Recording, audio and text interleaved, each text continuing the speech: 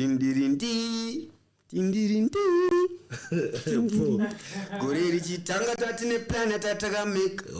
Zvimwe takakunda zvimwe zvakaenda kumawiri. Takapinda busy kuruka fence dzaida mamero. Gane vaida kudzora pazero sparks vamwe vapuwa fresh magumo wanga varomba yecho chakavatuma chakazoguma chatova zvimba ndapuwa pena vaida ndinange papost yecho chakavatuma chakazoguma chatova boom. Alright, ndakudza chokwadi one munhu wandikanzwa achita shout out kuti shout out to Mr. Attention for this chorus the votes na holy 10 pano akatopinda baibai saka takatozorealize later kuti even iwo ankoka zvasiri mukutoona kwavo kuti vanhu vanotouya kumadhire emaremix wo vatori nezvinangwa zvekusimbisa makatalog avo apa tapinda handinyorani ngakudzwe mwari kudenga handinyore kuzama zvichibuda zvenyu munoti gaga 2 minutes upenyu chikoro wakapasa nekutenda sapesanise success nekutrend wake up please wake and pray my G kuriritira muri umwe wamden mukambeda usiye paita mega deal unomeka shuwa munamato wausenda then mukunoflexa mulockdown machanges akatondozoitika ndekuti geto yedu takabvara torora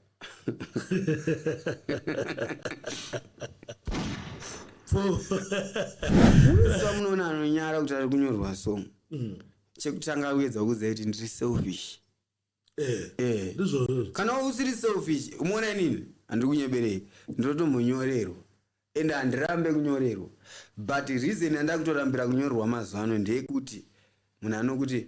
malyrics angu anenge achizomboimba mfano aya maiziya kuti kunge inini ndine nungo dzekuita sei dzekushanda but amaya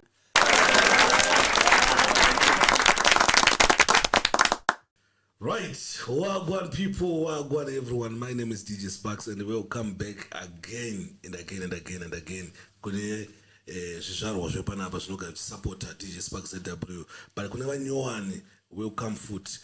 Kana first time kusvika panapa sina subscriber, please gara subscribe kuti supportswe nema latest nezvinyowani zvingungundengo zvatinoya nazvo zuva nezuva. Panapa zuva nezuva unofanira make sure wa check out something because no upload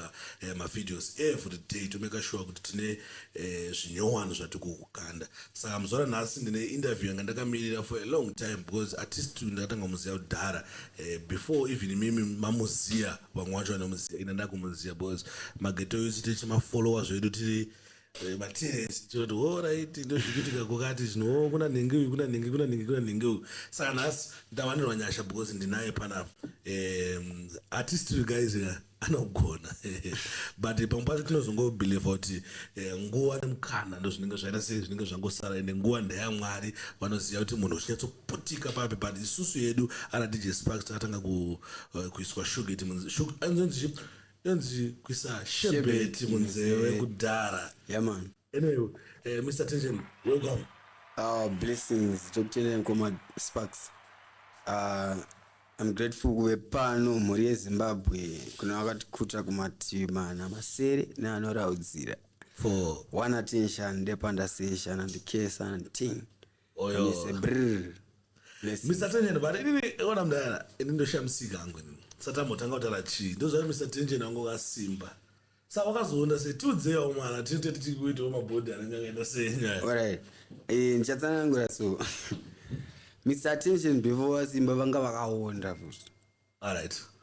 If you check mazuva ndakalinkana na Victax. Ndakashori ka Slim Dad. Then mangoma chitweto mangoma zvimwe zvazvo. Ndakazowana graft muone kuti ningo ichenda ku graft uchiita music. Saka ndanda kunyanya kuita zve graft iroro. Like murungu wangu andaishandira munhu wekuti akandinzwisisa to the extent yekuti alright basa rangu inini ka ndairita ndakagara apa ndaifeeda every now and then. Alright. Saka paibe pandakatosimba ndanditoriwo pa surprise kuti nditosimba so because ever since life mangu satamasiona maiziya but then ndakatosimba kusvika pa extent yekuti ndakatombonamata kuti asisiri bo ndasakwanise kufema like vanhu vanonyatsoziva mumwe munhu aikutogona kuti masimbiro aita ukatongobayiwa kana nekauswa unogona kuputika getsametsaji ndanyatsoputika but I don't know kuti maprayers akazoshanda here but along the way I got stressed hai baba ndikunyemba ndakasangana neupenyu kwete life chii chakaitika mudhara murungu yauya manje ndaro akazoshaya ashaya zvinoita 2 or 3 months basa varamiswa saka inini handisati ndane source income imwe isiri graft iroro saka kwanga kuri kutopuliwa paplug yemagetsi zvakafanira kuti kurarama nemagetsi uri paoxygen magetsi obva aenda ndo dhiri rakaitika saka ndandakufesa life direct kuti ndaro yatofa ndina kana mari yandikasevha pasaidi mugetsa takutotanga kutongoti straight kubva apa kapa pinda mustreet pandamiswa graft raya wezi kambani yange ane vamwe vakumhanya dhiri saka inini ndakava ndapinda mustreet ndakatomumira pastreet 3 to 4 months apa pasini maita sema apa ndaitengesa makebho nemachaja like kubasa kwandaenda ndokwe maaccessories ndaitengeswa saka ndiri pastreet neboys ndaiti ndikabvawo makuseni zvekubva makuseni kuma 7-8 kusvika half 3 ndobva ndabva pastreet ndoanoenda kustudio manje kuallied kings kuna black boy black boy ndobva kone chimbomira enda street chimboya kustudio chete maiziya ndoba makarowa ndandi yaya anyway sati aenda kusvika kokoko sati asvika kwese kokoko maybe toda kuti kudzosera kumashure mbijana because for the sake yevamwana nongatanga kuona pathis interview vanogona kuda kuziva kuti anombonzi Mr. Tension ndiani uye zvakakorera kupi. Alright awabo Mr. Tension sitari kuberekwa it's Kelvin tinotenda Chisango. Alright. Vanhu kuchikoro mukatoenda mucomment section amwe anombokomenda achiti tell cheese ndosera mamboshandisa Kelvin tell cheese from Chisango. Alright. Saka ndo zita rangu rekuberekwa Kelvin tinotenda Chisango but along the process yekuimba ndazojumana nevanhu vainakirwa neart because paintro yangu inini ndaiti attention sort of like to make vanhu kuti vanitarise ndozoita art. Dance patime iyoyo alright inenge chiguruka inoda so saka kubva kuintro to catch pfungwa dzevanhu captivate mind yemunhu wese kuti akutarise kuti pana nhinga akuita something. Saka that was my intro inini yekuti ndaiti attention then munhu wese paanotarisa vaipenda kutanga kuti damn sugar damn nochinda kuti akastaira kangu kakuti kana vanhu vachitofara paipe vakufara but kana vasinofara that day kutoziva kuti zvondi kunogadzisa abcd. Saka Mr. Tension wadzidzawo kupi nezvona nemumwe munhu aita takadza neyo? Ndaka primary I went panonzi paChinembere primary school kuunity A muchitungwiza padhuze nepamakona. Alright. Vanonotora malicense avo kuVID kunana boys paChinembere pazasi pachona almost patongori padhuze nepaVID.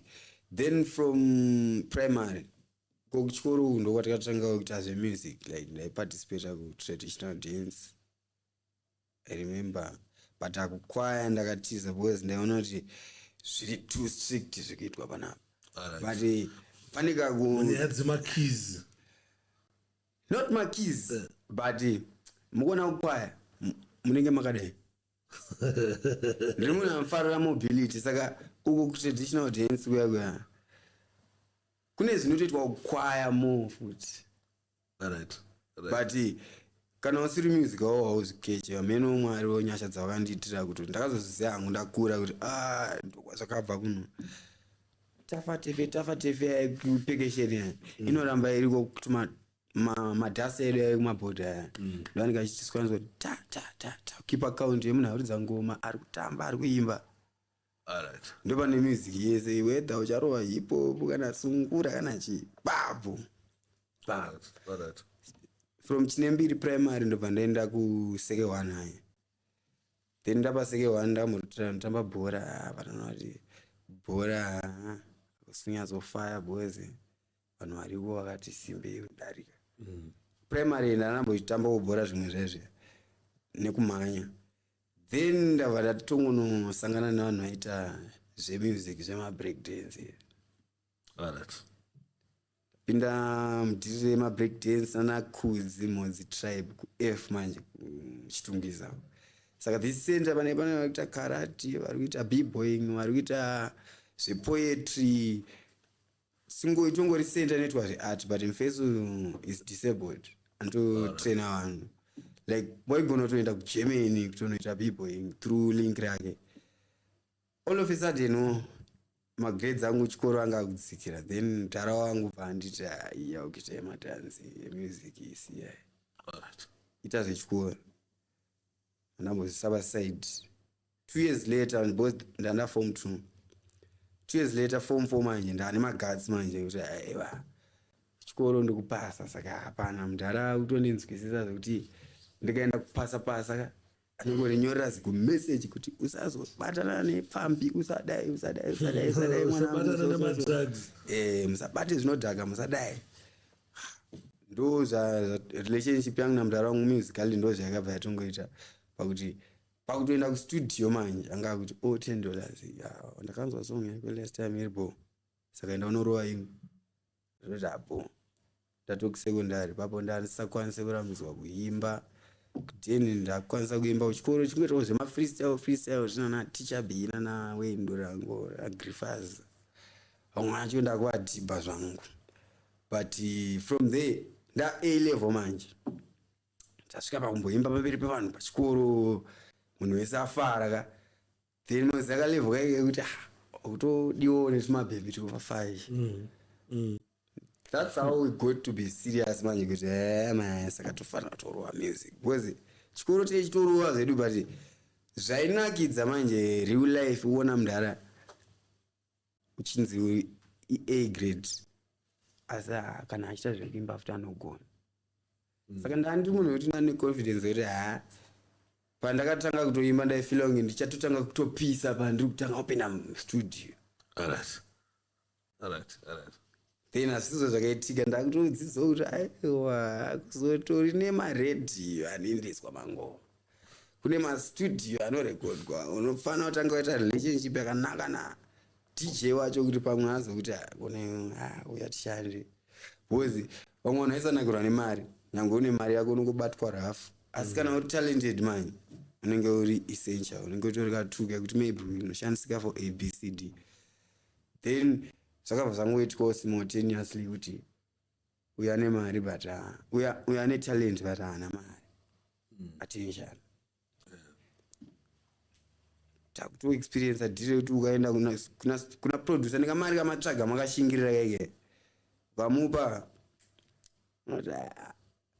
uchiri kurova average munhu ari kutoteerera zvimwe zvinhu zvakadai so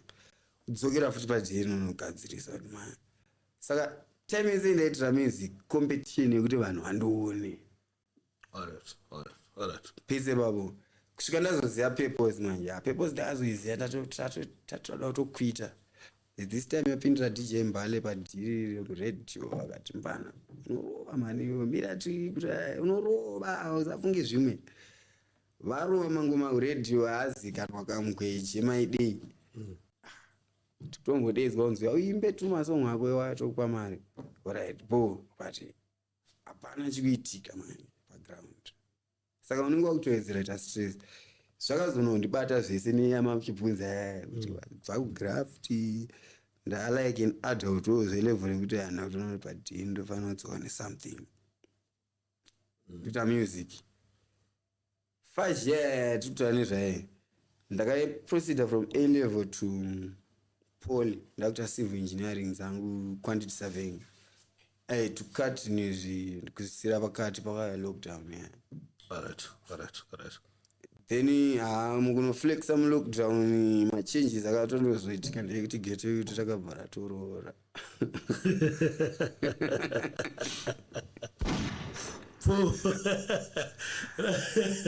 geto yuti ranga baba zvicha akazosangana nembabvu yaro mbabvu ndobva yapindira mudhiri. Mbabvu mudhiri inozogara nguva refu pakunoti munoziva tuma childish issues twedu tuma selfish improvisations twatinozoitawo ndobva tanoitawo nzira dzakasiyana zvedu mwana aripo anonzi Skylar, mwana waSkylevel. Alright, Baba Skylar. Ndotenda mukoma wangu Swags. Baba Skylar kuZimbabwe. Baba Skylar. Ngavaziye zvekutaipa unyanya kuti Tino Telvin. Ndatenda zvangu. Ndokondinyani. Hade. Nyaya dzangu dzakawandisa mundara. Ndinotozonyara kuti munozoti mfana boiro. Bo. Pandida kuti ndifambe nemi step by step kuti muone. Zvaitika zvakawandisa kana mamwe maevents aitika padhei ari kana 4. Zvekuti ndakungotaura ukari kasamani. Hapana chakamushata. Saka komana marriage dzaramba chichichi. Ndopatazono tanga kunyatsoita serious nemusic because kana muchiketa anonzi Boss Matsanga ndiko kumaraini kwedu Chitown iblazi yangu vakangonditi one day ndiri kuseri kwecounter kwemurungu wangu wandaishandira vakanditi musi uchabva kuseri kwecounter iyi utanga kuita zvemusic chete gore iroro uwana hit renyika yese maiziva kuti unopenga then ndo zvakaitika zveshuwa gore randakatonzi wamira basa iyo imbobva manga muri muna February ndobva tatangoita sound hunt ndina Black Boy nana Cougs pana Allied Kings ina vafana vakawanda vanoimba vamwe vanoita hip hop vamwe dance tatse muchiona music yangu inini vamwe vamboti uimba chiwe uchitoro wamangoma ndandichaidzo inyaya yekuti mangoma paipendo aitolerate chete ndatone zvimwe zvinhu zvandaitira paside bhose kuti ndikazvimba nzi apfutseke mbomira izvozvo saite izvozvo saka ndandisina confidence dzekuti ndotounza kangu kari paside kuna vanhu vaita zvinhu zvavo kudhara like kustudio dzandambotaura chaizvo kuti uwira naproducer relationship yauya pakuti iwewe watanga waita zvaari kuda like so kana ane mabhitsi aka anofarira iye you go for those beats usina kuda kuomesa musoro then from there ake anotozosvika pakumbohwa vati hauna zvimwe here zvaunazvo ndo pakutanga kuisa zvangu inini sando pakazobva kasong gore right gore ndo payabuda Black Boy ari kuti shamwari aiwa mufanire kunge muri vanhu vari box pakufunga mazhonre ese ka ngaata tione patine power saka zvese zvakatanga kutange reminder ndikudzokera kuchi traditional dance kuyakuya ndikunzwa sound imwe trap yakaiswa trade zvikubuda like song yaJapreza na Saintlo alright zvinhu izvi zviri panhwani mani katimbe maimbiro ataita saka pagore katonzwa chorus yangu ndeyesungura asi ndiri kutrepa weye andiri kuimba but vocal delivery yangu ndiye munhu wedhanzo papaiswa chidrill beat saka veve vanonyanya kuti anoziva music nekuti asi they become confused because vakanzwa drill beat vanobva kuti hip hop right asi maimbiro andiri kuita manje havasikwanisawo mati hip hop ndechitotrepa gore richitanga tatine plan tatekamika nhasi tinemika ona mutwero kana akapera yawa bo tutanga tutoro pa intro yanalokurwa chorus yacho nayo ameno zvese ngwandenyu alright kuti tindirindi gore richitanga tatine plan tatakamika zvimwe takakunda zvimwe zvakaenda kumawiri takapinda bizi kuruka fenzi dzaida mamero ganewe vaida kudzora pazero sparks vamwe vapuwa fresh magumo wanga varomba yecho chakavatuma chakazoguma chatova zvimba ndapuwa pena vaida ndinange papost yecho chakavatuma chakazoguma chatova bopa yaman big things ini masosongo ndiyarini because wona songo ndakabata rini ini ndakazobata gura radonotanga rechiture bo songo zvakaita kana wakafirira payanga record kwati tichizotanga kuinzwa gore ranga rakita se ranga kunopera but songo yafana kuzoenderana negore ratoda ndafunga around this time Tomoti yoga around this inokudarisa. time man apa panana 6 December 6 December first week second week ya December taitoshupana kuti indi kuti song ngaibude January then 216 ari taitobuda song mukachika video rareka re original turi low budget pakuti zvanga zitori zvekumhanya zvese tatongotsvaga kuti ore tikumara iri ngapana ana skill bang makangorowa mangomawo ai ana awakapisa nawa wakakula pateni vatongori pano pekuti hapana chinoshamisira get point vazvatongopisa ndo zvatikati handi hapana chekukwata cha song andowati yakanaka ngatishuteisa kana matikushuta leo via batika abada akangoti mimi kana mune script isai script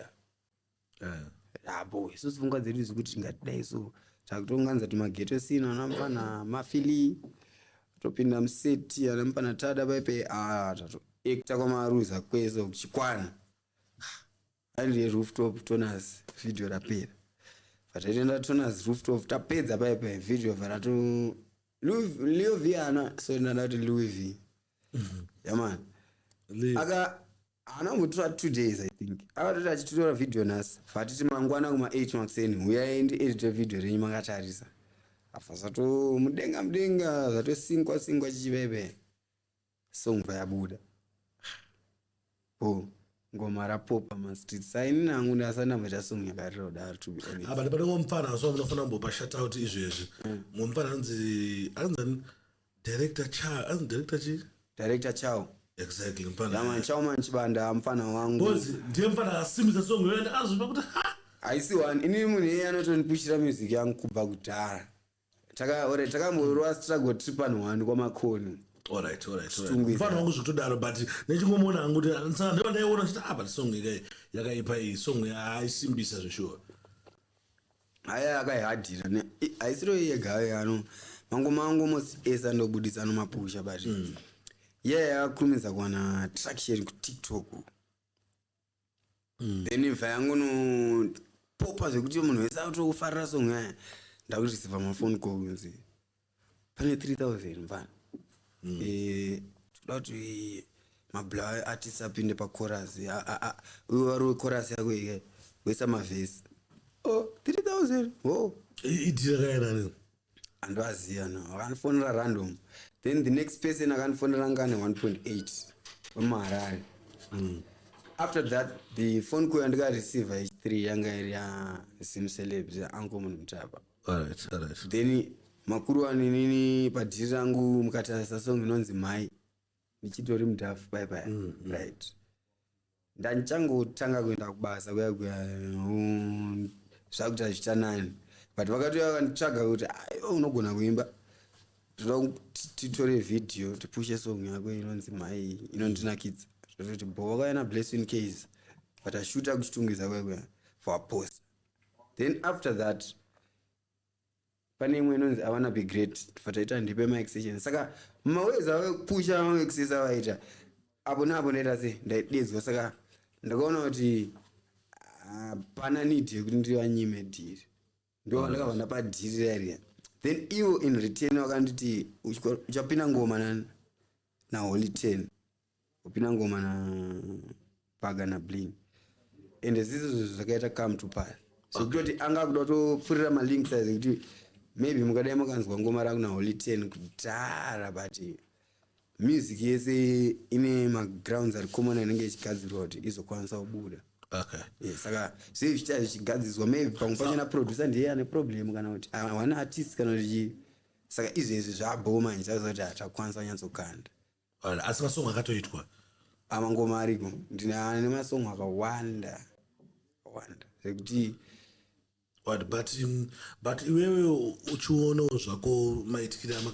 mashandira makaita nesim celeb wakamaona ari mashandira angari fair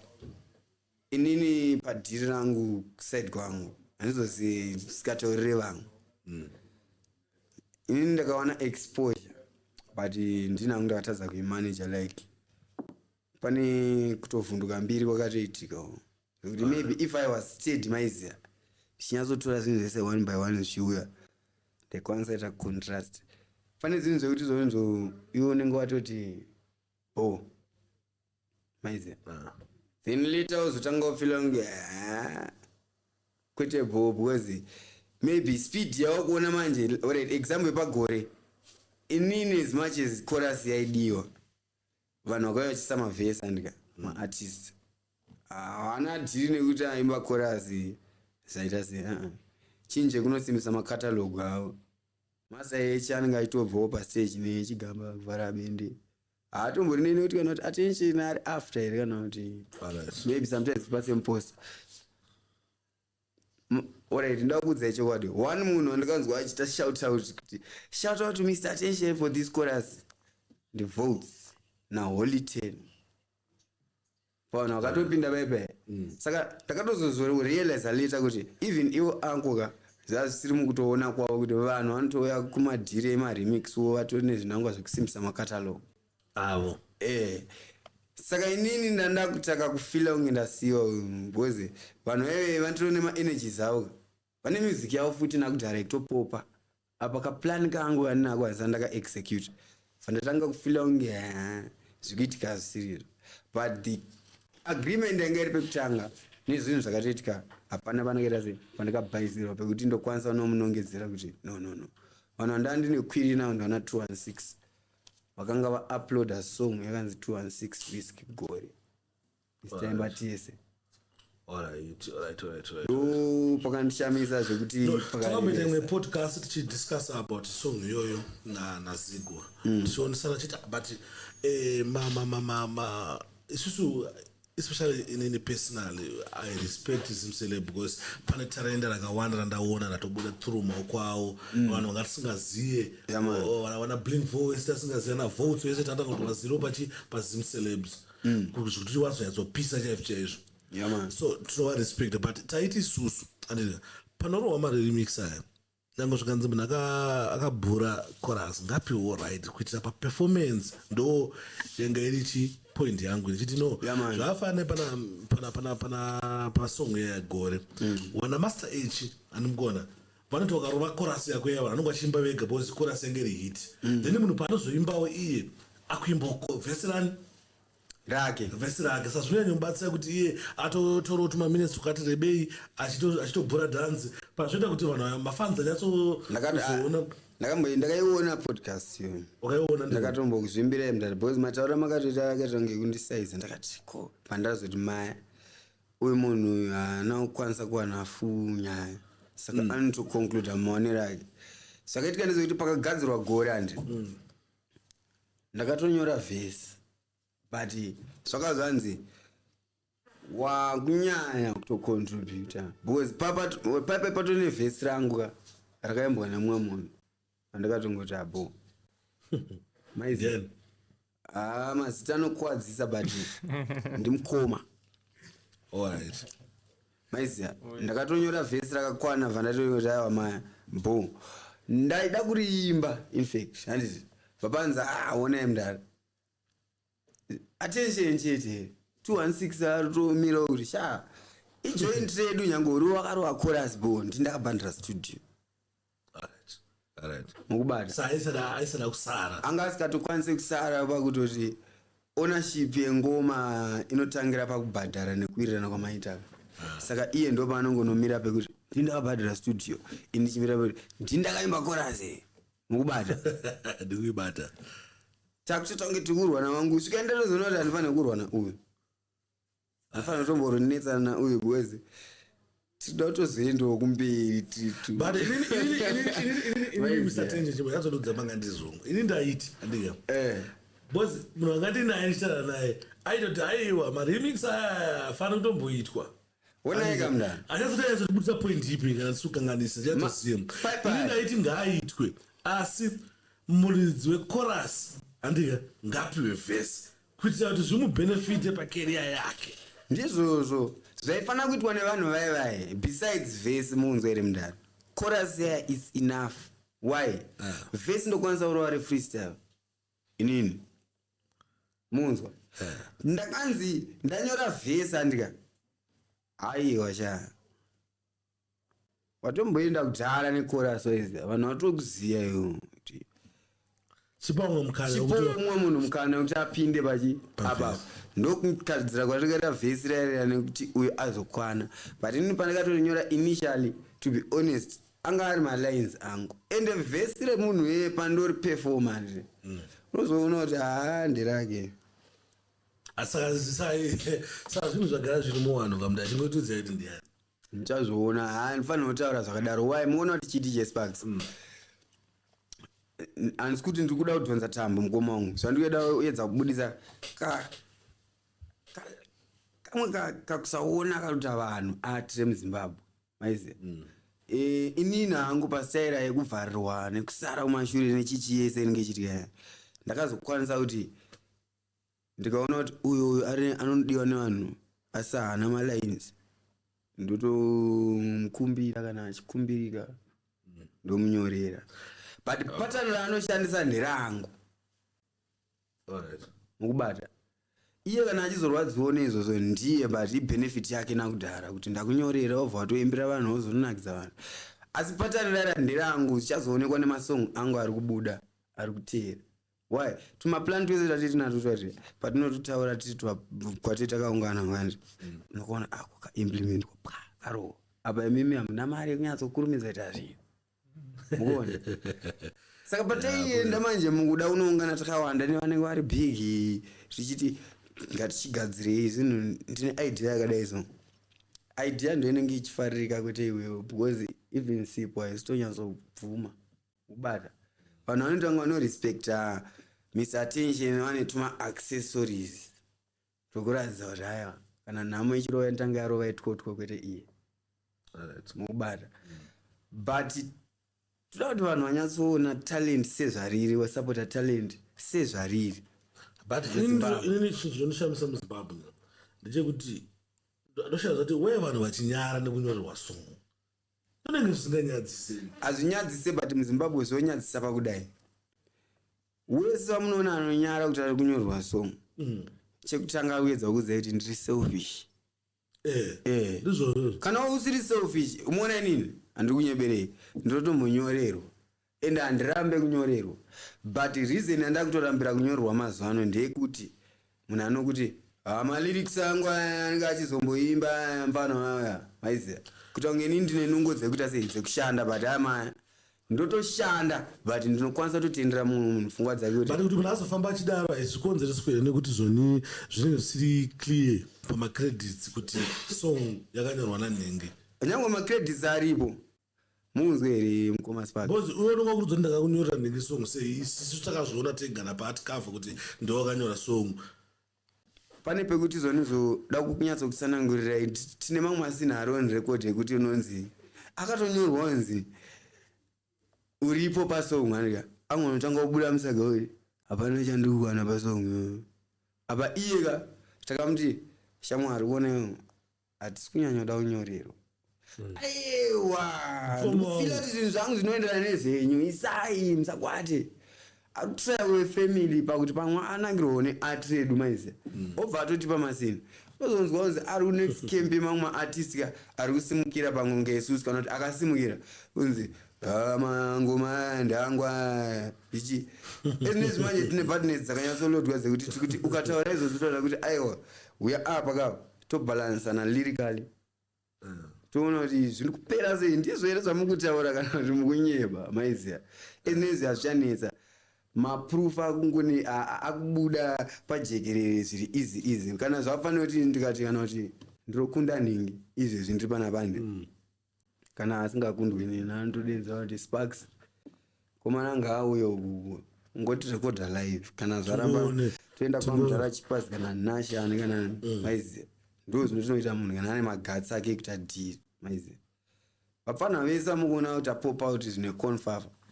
vavharwa panze in the most ways ekuti ndingototi kupinda hapana chinonzi kupinda because uona kuti variko ndo vanokodzera but muri paground unozotauna nokuti iwo hatifanira kunge tichiteerera izvi chamuchiimba imi ndo zvinotanga zokudza kuti awa saka music yakutoti yairira izvi waposta waona nhasi paita vanhu 3 vakunyora kuti hawaimba life yangu apa gore rese ukaona pakaita munhu auza kuti wakaimba life yangu ka1 wakashanda maiziva ndo pane shungu dzangu mageto youths ariko yeah like frontline zvayo yatinayo kumangoma iripo but hainangu handisatisfied vana vanyazode kushanda zvavo like muone zvakaita ana Sauru nana Kilati vachida kuenda pashuga nana Sekalaza nana Kina those guys were hungry man maiziva kana kuti music yange isati yawandirwa man but music yagare yangowandirwa level muona music iri kwezvezvi music haifanira kuita easy kusaiza hansi kuti ndikubhiga hangu mangoma angu gore yaya is timeless handinyori is timeless mukubata but ndinatwo twekuti timbofara 2 seconds maiziva asi munhu akaita senininga handitopiwe mukana muZimbabwe munomu why ndo expose vanhu vakawanda kuti havashande havakodzere kupiwa mari dzavari kupiwa saka either way that is going to happen muona zvakaita na Vibes Cartel kuJamaica vaitoimba but pana munonyatsoona here kuti no chibaba ichi nechi chingonzwa yacho but chibaba ichi hachinyatsorove mostly alright inini hangu handisatisfied ne ira yevanhu vedhanso ariko izvezvi ana Madedido ana Julius Praga ana they can do better vese ana Holingende anokwanisa kupfuura baibai ana Khona Ngale anokwanisa kupfuura pese baibai vakomana vanogona vanayo potential pamwe vasi kuwana zvikwanisiro zvekuita izvozvo but I believe kuti it's either they need that competition kuti vaite serious zvekupfuura ipapo kana kuti the resources ziri right. Attention. So what you're trying to say is vanhu vari kungogadzira bubblegum music not yeah ndezvekungoti tingotandara pamatoda izvo mangwana vanhu vakakutadza kukwanisa kuti tine legend remusic am chokwadi why tikufadzana nezvinhu zvisina musoro stereki kwete kuti music yaya haina basa itori nebasa but and then mumwe munhu angatori nereason yake wezveshuwa yaanoimbira na zvaanenge achiimbira but ndikuti that commercial line raibreakwana naSauru handiti that commercial line raibreakwana naSauru rekuti tofanira kunge tine song inenge ndini uya kana kupfuura mumagenerations atinawo muno alright ndara mukuona here zvinoitika every time yauya vanhu vanyowani munopuwa mukana ndi mafanzi anotozoti ndiwo anozokutukai mangwana kuti aiwa takambokutenderai kuita zvinhu inangu I best believe kuti zvese zvakaitika kwandiri zviri right and it's the right timing because dai ndakapinda kana 2018 zvandaisangana nazvo I believe nasati ndatomboredi izvezvi man nyange ndikarowa ngoma rekunzi haririre hachandibvundisa po ndamborwa isina uriri ndikarowa rinorira handibvundise ndakamborowa ikaita se ndakarira kwete 1 2 ngatimbokaunti saka inspiration yesong yenyowani iri kupisa mastreets yakabva upi ndozvatotaura nyaya yedu atitotaura currently iyoyi handinyore kuzama zvichibuda maiziva vamwe vanotozviita easy zvatinoshingirira kwamakore but results along the way ndomunozoona pane mubhaibheri paitotaura zvanzi pachapiswa gold newood unozoona kuti aiwa simbi chaende iyi kana kuti mazvibata time ndo inozotaura kuti uyu simbi yebasa uyu haasi mazvibata saka song ndo zvairi kungotaura kuti zvinhu zvikaitwa swift mulife anditi usabva wafunga kuti kana kuti wakapenga kuna vanoitwa life yavo zviri easy obva atofunga kuti pamwe akapenga kana kuti aspecial kupfuura mwana maybe you are destined for that path iyoyo sajaji munhu atora nguva pazvinhu zvake uchiti aiwa hamuna basa pana imimi hamuonere this and that itai zvikuitwa nananhingi kudai I believe kuti vanhu vane maadvice handiti shungu dzangu ndedzekuti vasvike nechekuzoimplement because funga kuti munhu anenge inini maadvice andonzwa akawanda sei because I've been trying to make it kuti ndingoita song inorira pagore kubva 2014 kusvika 2026 chindoziva kuti maadvice andakapuwa mangani mukomo daiso mfana wangu mukadaiso apa zvakura manje mukidai ndiyo iri aiwa fameso maitira mukuita vanhu vamulekana havasiriwo mwana kuziva kuti pamarasika pamanja pagore mazorasika baba muri wemangoma aiwa kashamwari kuti handizive kuti ndiri wemangoma ini but andike ndimbotisayo ati si handidzidzire zandiri kudzidzira nditi handikuita ezvinezvi ndakazosvika pakusvika pozoti fanira enda kumashure kumazhonres ese ona kuti nderipi rekupusha rinoenderana newe kwete zvekunzi hanzi nasekuru bhanda kana kuti sekuru boidhowe paserapa iwe unoimba simdanso because ndonzi kuurira izizvi pamwe tora munhu wejezi baba but munyika yaukazvarirwa ka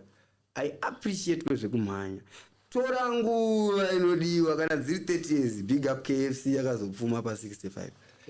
imi vanhu ngavatore nguva dzavo vaita zvinhu zvemukubata hapana kwati kumhanyira like inini handiri kunyeberai I'm 28 years maizi amdana handina kana kwandiri kumhanyira nemusic zvekuti munhu anonditi makurumidza ndichiri pakudzidza music inini zvekutoti danso tokona kutozoti aiyo no handisi good pairi pakuti ndakamboona rimwe gore kana muchikwanisa kuzozvitarisa paindaneti japreza naungidhi vakaiswa mudanso category asisiri maawards emuzimbabwe kana asiri maafrica entertainment awards anenge akanzi eusa aya pane avakaiswa vese pagroup redanso ndikati jevi danso vanonzirwa paa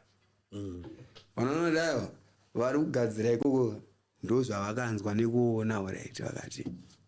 jpreza danso ungidi danso benaboy danso shatawale danso patoranking danso but benaboy yanga inonzi ndiyo afrobeat saka danso ndeipi idhumdhum here kana kuti maimbiro ari kuitwa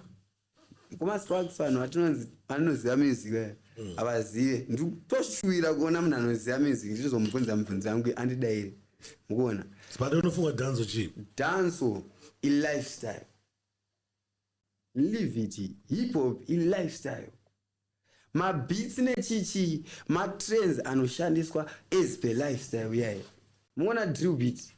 regore mukaimba I'm a champion ya Tommy Lee Sparta kana mune nharo muzoridza inopinda alright saka toti zvonizo muno muZimbabwe muno muCentral C na Tommy Lee ndana atanga kusvika Tommy Lee yani saka drill rakatanga na Tommy Lee kana kuti torizana Central C but kune vamwe vaingorova wechingu mukubata munhu anoita popular nechinhu nemunhu anotanga chinhu madhifainiro anoitwa nevanhu vazoona chinhu ka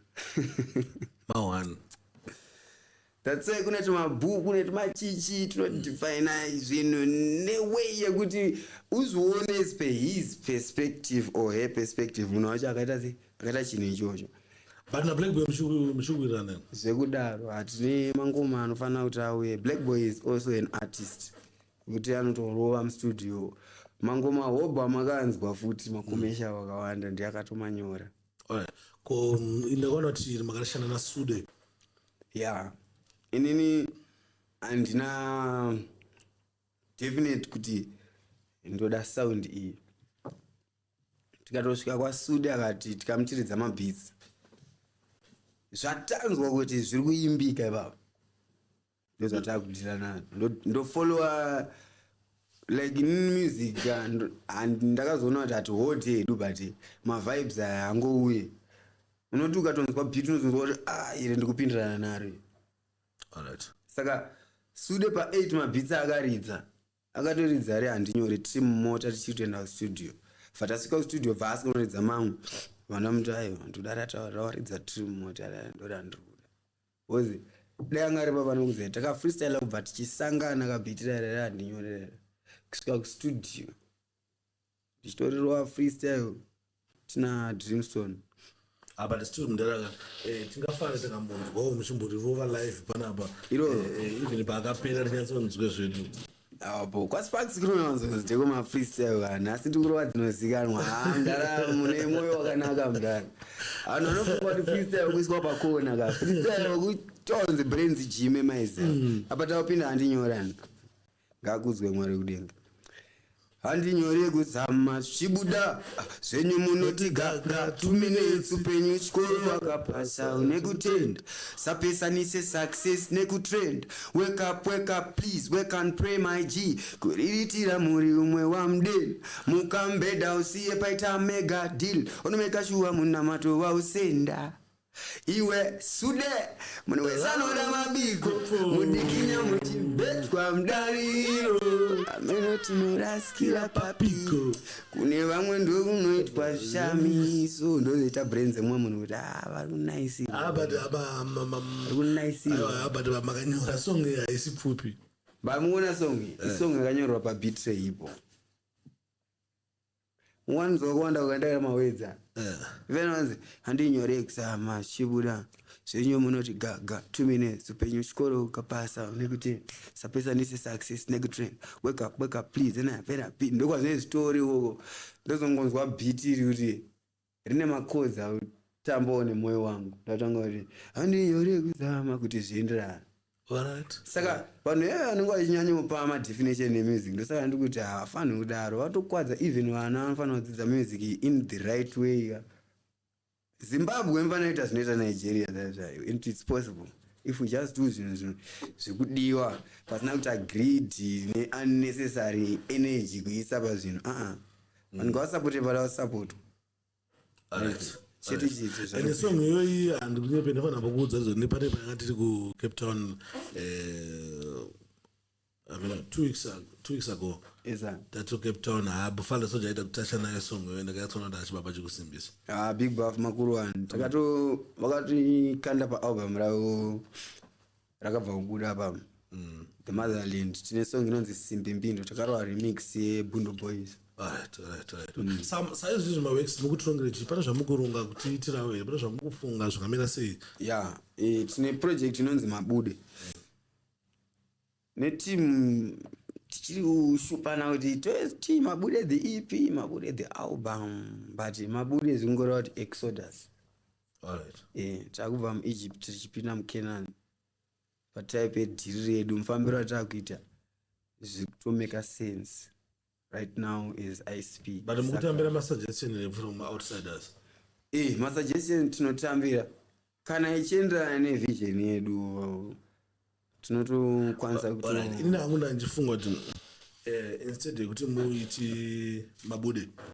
album mona kuiti EP. Why? Because ndakaona nge vanhu muZimbabwe munomandika vakanzwa kuti album vane zvavanotarisira zvinge zvakaita kubva kwati ndakatona ngekutone mhepo chacha beside vanhu ndakatona ngone mhepo ndongorwisa album kuti akanzi tension kuita album ndika nyangwe rakaipa amene kuti pana mpatange pane voice inofamba chiudza vanhu kuti album saterere ndozvinhu zvatinoda kugadzisa mukoma Sparks. Inzwai tatu hatina kwati kumhanyira music kai alright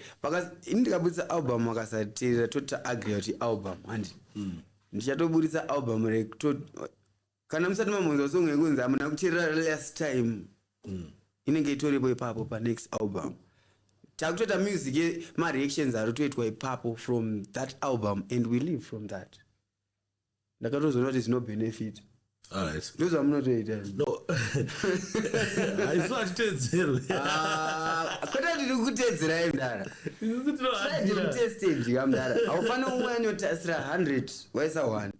Pokazoka 3 tenda. But ndofila kuti album ndika ndotozopesera tozokwadzira mamwe masongs anenge ari good. Just because angonzi album chete. So handichiri kustudawo kuti chii chikuita kuti maalbum asave successful but album warinzwa iwewe unozwa kuti album riri kunakidza. Zvandiri kureva mukoma wangu zvazva kuti structuring yemusic yedu izvozvo handiti. Alright. MaZimbabweans tinofanira kutanga tatambira kuti vanhu vakaita sei. Tina vanhu vakaita sei izvezvi current handiti. Tirangotarisa toona kuti music ingatarisirwe paalbum inofanira kunge yakaita sei. Totarisa vanobudisa maalbum anoteererwa vanenge vaimba zvakaita sei mukubata. Tine magenerations anenge 3 or 4 amene aripo ava kuti timu rakanoroverwa mangomana naLeonard Dembo ava papa inoita timu rakaroverwa naDecibel waneifananidzwa naye makuru wanu big up. Papa inoita timu rakanopinda mumasoldier lava timu riri mumagore Rana Rules Bling 4 makutaura ana attention right aba mukubata rimwe racho ndoringe yakutonzi muma2K mukubata kuti vanhu vese ava kuti ukwanise kuaccommodate ana pane common ground vanosangana right for example da kuze munoziva kuti Japreza vanofunga kuti music yake ndivana vakuru chete padivi ndiye munhu anoembera maages why Japreza anokonzeresa kuti iwe baba wako akuridzire music but kana wakapenga ndounoridza kana wakangwara mukubata but baba wako ukavarowera dzamazuva ano dzisingarevi maburani ndopatiri isusu apa saka kana riri album asida kunza album rekuti vanhu vanongoti because album ngavati taka-ignore good music kwete kuti yakawandisa a good package music yamazuva ano nange futi pamwe pacho chitonzwisisa nyaya zvafanira kuti unzwisise song yaRana Rules ufanira kutanga wanzwisisa video rimwe racho rairwa mbama randikuona panzo ndatibadola kwababa man munhu wese akuona video asikudada neni saiwo kuti ukona chikana usina kuona video wakutoita stress kuti video yacho ndiripiko plus auchatonzwisise kuti nyaya yakuenda kupa kutotobva vako hamene zvavakuimba saka unofanira ngochima isana funina matrends aya but the sense iri paipai vanenge vakadai so I believe kuti kwawakananga vachazokanda zvavo commercial yekuti vanhu vavatarisa because so far vatagagather inonzi the noise original fan base rinoteerera sound yavari kuintroduce iboys rangu akunomboiza nano saka vamwe vanhu futi vandotofarira maitiro avo pakuti havamind noise iri kunze ndo zvandakaona zvinodiwa pamusic usatarisire kuita music inongorira music ngaigadzirwe kuti iteererwe inge iri therapy orai muona ngoma rayo kuti shout out kona diva dola kwababa man it's a vibe rekuti kana uchiunderstanda you get carried away nevibe rayo otodhibha kana zvachikunetsa maize but kumunhu asingai-understandika anongoita next anditi but anenge anaro ngoma rekuti mupfungwa mune hondo rekubata futi chi kuti no handisi pakuti ndoda kuita zvangu ndega ndiselfish kuti pamwe ndine hip hop trap afanira vatone music yekuti tenge chingodaidzwa kumberi zvekuchechi zvechichi zvinhu zvazvitori commercial but zvazvamazuva anyore munodondo inoswima bro nekunza mabhebi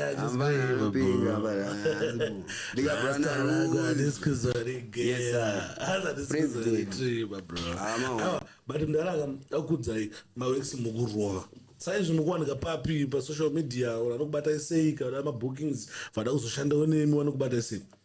ya izvinezvi ndakwanisa kukomborerwa naMwari kuti ndane management saka muenda paInstagram pangu ikanzi One Attention but main name rakatonzi Mr. Attention Sky Level Don ikandisanangure kuti ndikuti chi Mr. Attention ndini futi Sky Level Don ndokuti baba saka Sky Level ndini neteam rangu Mr. Attention Sky Level zvakafanira kuti tinotenda chisango alright maiziya saka techinzi team Sky Level saka parunzi One Attention ndini Mr. Attention mukaona ipapo musatize musaskipe pakanzi Mr. Attention Facebook ndini then kumastores yakanzi Mr. Attention Sky Level Don kumastores musadhibe ipapo guys maiziya kune ndakaona vanenge vari kucreata twawo but tiri kusara papower hatina unyatsochajiwa zvakanaka but ndazva muchiti Sky Level chichi mune mune timu renyu mune mamwe maartist here mune nawo munonga mufanira mukufamba navo ikati ngori Mr. Attention vari vega kustable kwenyu ya hatingati istable esachi but timatisa kushandira panhu wani takawanda zvekuti pavana sofa ndini ndakwanisa kungoita breakthrough but titori nelist revanhu vanokwanisa kusvika 12 to 15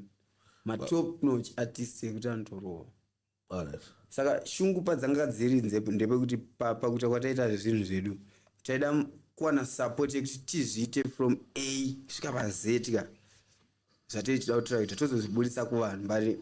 nenyinawo yekuti zvikwanisiro zvenge zvisipo munofoswa kuita zviri paground saka azopopowapo sei zvakaitika papa but so far nhasi wamunoita wamatigira mufana kuti toona mbonzowo kuti afa ya apa mazuva ano ndinge ndina tint atari muno arimo muno mutint mona ngoya mombotaura nesi tomunzwa kuti wagwa ntindi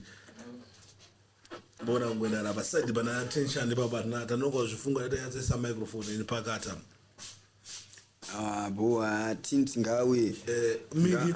chingonipoka microphone yacho ingeri mweya tikupfekera microphone apa ndikabuno self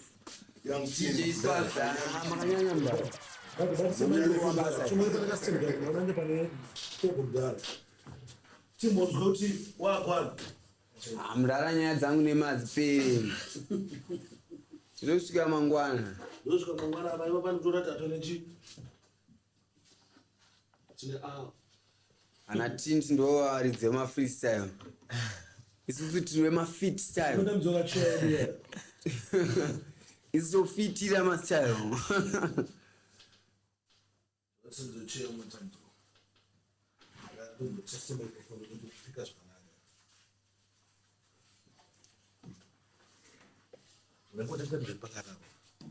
yo makujimisa guest sorry mbara wangu yo 1 2 oyo samuda semdala taratinso 1 2 yeah man, this is Tintinaji aka mwana wa mai from Chitown Chitungwiza. Oyo amanozoti makachaja sole yasesasetatodikoro mangoma mwana maybe changu yaingori kulane kuti ngokurukura Mr. Tension mufana kuchinga update o zvimwe zvacho kuti ndikuenda kachaja nditoenda maridhimu mangoziya mudara inini ndinogara ndakachaja ndachimbotora freestyle zatianza apa freestyle munorova wanongogara ngoziya atraining kuti mune makatsamwa yamani wandaida ndakazomuwana anofitwa nemaminsa muwana beauty nestructure kutokundariyana paari ndinogoyesa sepena chinzwa Selena Gomez by Selena Gomez by Selena zvaunondiita uchiwaina swedera mudhuze ndigare ndakulaina yamani it's a freestyle thing mabuda nepapa apa keni pachangobva pachitauna pandonzi tindi ndimbana wa Mr. Attention ndingori paside pavo nchingodzidzirawo basawo nchingoona step by step tofamba sei tosvika sei aunyeba anoziya basa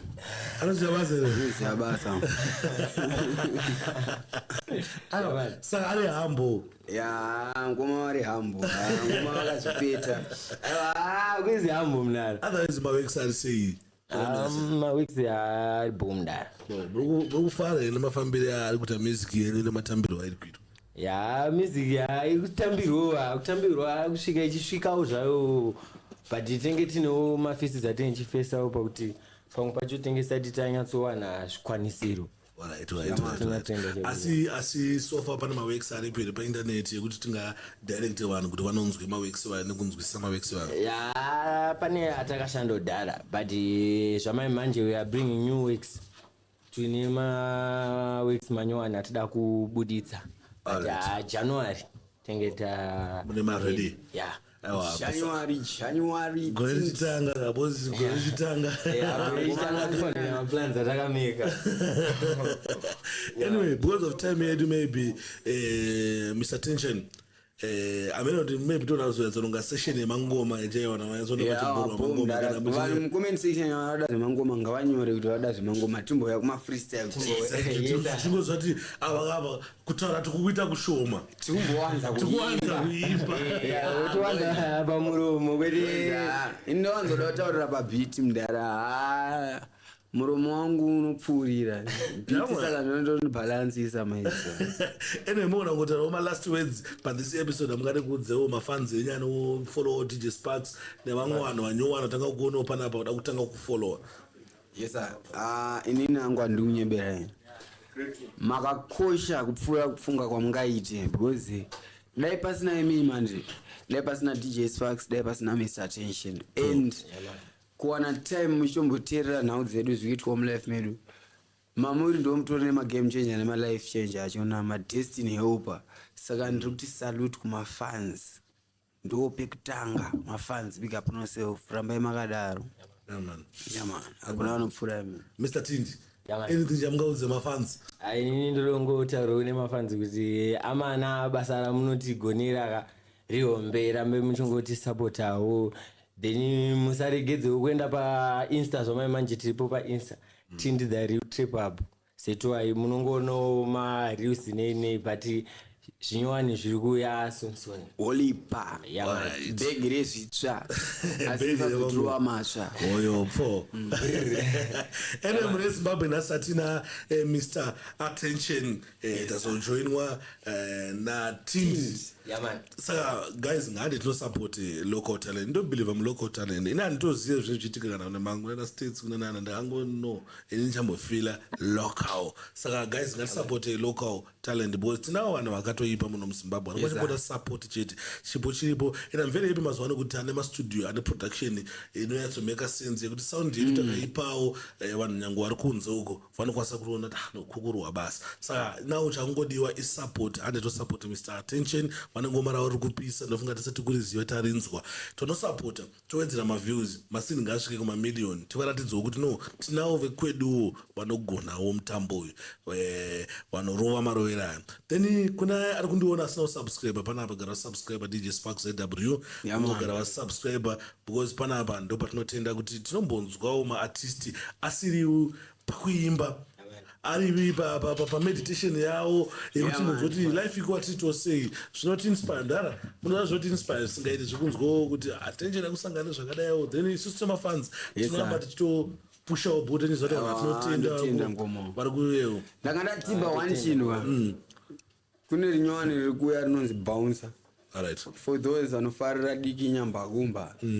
iri pamutaipo yedancehall. Alright. Oskid production Mr. Attention bouncer anokutende kune kustreama kwamuri kuita iya handinyore manumbers achona kana kugwalangwa kuti ri kuzwana kuti something is happening. Anyway handinyore kuzama zvichiita zvichibuda. With that we are out. Amkoma ndandatipa. Right. Takazogamuchidzwa iPhone 17 Pro Max. Ndaiona. Nekuda handinyore. Big up Queen Billion. Anonzi Afia in fact. Queen Afia. Alright. Maizia vakatitira zvihombe vanzwa ngoma iyi tiri kuti wavanogarisana naye akanga aifarira vakati mukomana ngaasanganiswe negift. Saka tikasatenda pajekerere aiwa tetarwanziwa. Also honorable Mtumi vakairidzisa muparliament. Alright. Yes sir. Oyo. Takafonerwa nzi ngoma tainzwa ichitira muparliament. Saka zvese izvo zvanikwanisa zvitenda vari kukomenta nepositive macomments vatase makanyanya guys. Oyo. Above all the management ya Mr. Attention OTB Anything else?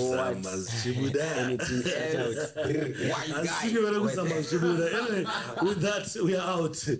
4.